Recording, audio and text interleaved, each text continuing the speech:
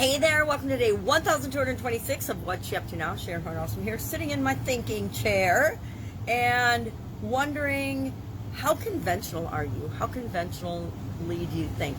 How much do you ascribe to or buy into conventional wisdom? The reason I'm thinking about this today is I just got done with my Supersize Your Business idiom of the day. Every day for, geez, it's been probably almost 900 days now that I have done. I've looked up an idiom, picked an idiom, looked up the meaning, looked up the origin, where did it come from, what does it mean, how can I apply it to my business and maybe even my life today? That's the question I ask myself. And then I share that on my Supersize Your Business page, usually my Supersize Your Business group, and a few other places. Now today's irritated me because it's don't bite off more than you can chew. Now, I don't know, if you've listened to me or heard me speak about anything for any amount of time or been around me in my life, you know that I understand conventional wisdom. I get conventional wisdom, but I pretty much don't buy into it because I like to do my own thing, break the rules, not break the rules, but bend the rules, bend the way things are, the way we've always done things. Those are some of my most dreaded phrases on the planet. I remember going into different businesses in corporate America and working with different businesses and business owners now, and if I hear, well, that's just the way we've always done it, with conviction behind it, I know I might be in trouble because we get in our own way by thinking that just because we've done something and it's worked, we have to always do it that way. That's conventional wisdom. You know, don't buy the hand that chews you. Don't. Anytime we hear a don't, it usually is followed by some sort of conventional wisdom, which will keep us safe and sound, but it also won't help us grow or stretch or get out of our comfort zone or create anything amazing in our lives. And I guess that's why I've lately been really pushing against conventional wisdom and the way it's always been done, especially, you know, since COVID has come into play.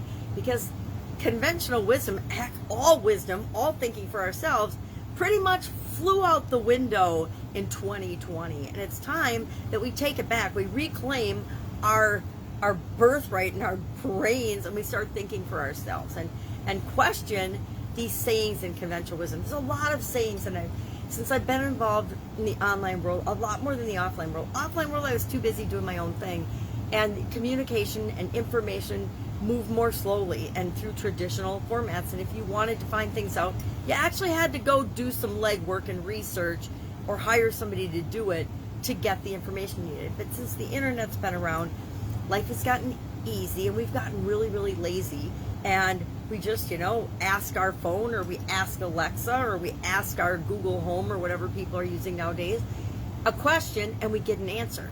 But we never question where that answer's coming from or how it's being filtered.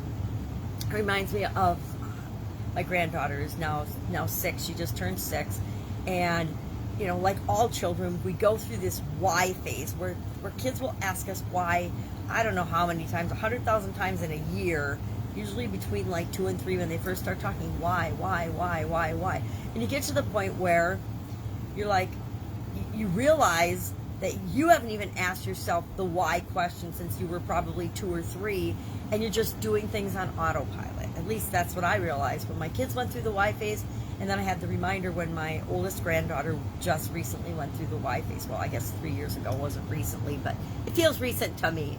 So you realize, or I realized, that we stop asking ourselves why we think things, why we do things, why we believe things, why we say things, why we buy into different things, why we believe what we believe, because it just becomes such a habit. It's easier to just go along with the program, go along with the flow, do what everybody else is doing, not rock the boat, don't make waves, don't get anybody upset, don't ask questions, just, you know, anything that comes with a don't in front of it, I think to me now is a big red flag to say, well, why the heck shouldn't I do that? Why shouldn't I do that? Why shouldn't I question that?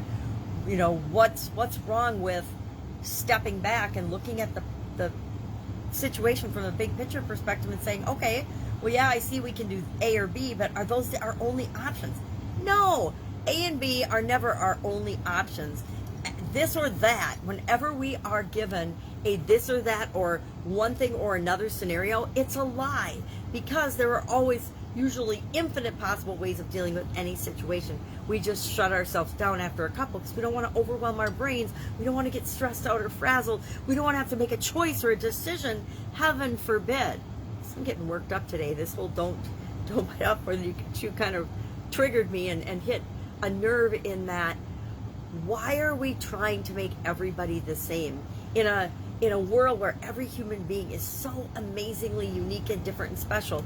Why are we trying to homogenize our milk? Why are we trying to make everybody the same? Because we want life to be fair? Well, thank God my dad taught me when I was a little girl, life isn't fair. It isn't fair. We get out of life, just like anything else, exactly what we put into it. If you don't put much into life, don't expect to get much out of your life. If you put a ton into your life, chances are you will get a lot out of your life. A lot will happen to you during your lifetime. But you know, it's a natural law. It's a universal law of karma and return. What we put into something is what we get out of it. You know, so I guess don't bite off more than you can chew sort of irritated me today, because it's like, really? Great. If you want to be like everybody else, if you don't want to ever really accomplish or get what you want, if you just want to go with the flow and go with the program, sure, don't bite off more than you can chew. You won't have to worry about being too stressed out or doing too much or you know, whatever. But guess what? You're still going to have stress. You're still going to have worry. You're still going to have doubts. You're still going to have fears, whether you bite off and try more and do more and become more, or you just try to stay small. And that we always have that choice. It's always up to us what we want to do. I've had times in my life where I've decided to stay small, where I've been just going with the flow, going with the program, just barely surviving and getting by. And I realized that once I got out of the survival mode and into the getting by mode, sure, you want to take a deep breath and sigh and say, I lived through that. That was really hard, but look at all the things I learned. And then you want to just take a little breather and take some time off and just flow with what's going on around you. But at some point, you realize it's not enough, or you ask yourself, is this really enough? Is this really all there is? And when you start asking that question, then you realize you need to take another bite. You need to open wide, take off a big old bite, and go for the next thing in your life. So that was our supersize your business expression and idiom for today. Don't bite off more than you can chew. And our annual challenge, do one thing every day that centers you, is what we're doing this year. This is my 4th annual challenge. We learned about great thoughts come from the heart, and we're sharing a great thought that we have today that actually we filter through and comes from our heart. I learned, I don't know when I learned it, probably as a kid, but forgot about it for a long time, that the decisions and the choices and the things that we think, the thoughts that we have that just come from our brain, might be smart, might match conventional wisdom, might be wise, might be the right thing to do, or might be the best business decision. Oh my gosh, I look back on my corporate career and I think about all of the information that I disseminated and sold for upper management, and me being a part of that, convinced other people that this was the right thing to do because it was the right thing for the business, right? Might not have been the right thing for each individual person, but it was definitely the right thing for the overall big picture, the stakeholders, major stakeholders of the business, right? And I think of all those things and I just kind of sometimes shake my head and I'm like, yikes, how do we convince ourselves that things are the right thing to do when there's something niggling away at us and saying, that just doesn't feel like the right thing for all of these people, right? So I was thinking about that today. But whenever we filter something through our head and our heart and our intuition, I like to add intuition these days, because anytime I haven't listened to my gut, listened to my intuition, I've made some big old mistakes and had some huge lessons that I've learned in my life when I've ignored that nagging feeling that something just isn't right or that something's off. It's easy to ignore because our head and our heart will often override our better sense of intuition or knowing, and we will just shut that little voice off and we won't listen to it. But every time I've done that, something bad's happened, or I've had to struggle a lot more in a situation than had I listened to my intuition and made a different choice or different decision. But that was me learning to listen to all of my wisdom, not just conventional wisdom, not just statistics and numbers and facts and figures and the stuff that looks good on paper, or the stuff that feels right to me, but all of it.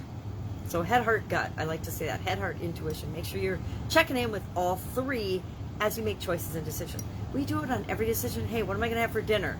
Well, what does my heart feel like eating now? What does my body feel like eating? What does my intuition say I should eat today? Maybe not. I'm just going to grab a salad or whatever. But for bigger decisions, the big life decisions, the choices that we make, go ahead, check in with all three and spend some time thinking about it and considering it. Don't just, everything doesn't have to be instant. Now, I find the more successful people make decisions really, really quickly and really fast, but that might not be true in your life. You might have found that people that are the most successful in your life make very slow, very considered, very wise, thought out, planned out decisions. But my experience has been that the better you are at making decisions, the easier it is for you to be successful, or more successful, because you're not spending a whole lot of time on things that just don't matter. All right, so that's my head is kind of spinning. I'm hanging out with kids for the next 3 weeks, and so, well, all summer actually, but 3 weeks in particular, concentrated period of time. So I'm trying to still keep my brain on, my business brain, as I'm working with youngsters. And so it's a challenge, but it's a really fun challenge because kids get us seeing the world and thinking about things from a totally different perspective. Just kind of like the why question. When's the last time you really consciously asked yourself why the heck you're doing stuff? Why are you doing the things that you do on any given day? Why are you eating the protein bars? Why are you eating caramels every day? Why are you doing whatever it is that you're doing? It's a really powerful and important question. And it might just be because I feel like it, and that's okay. Whatever the reason is valid. The other thing about questions, whenever we ask ourselves a question, we're going to get an answer. And sometimes we need to question the answer that our brain and our subconscious serves up to us. Because if I'm eating caramels every day and my brain says, well, why am I eating caramels every day? And it says, because I love caramels, it's one of my favorite things in the whole wide world, and I enjoy eating them. That might be an okay answer, and it might appease my conscious brain for a little bit.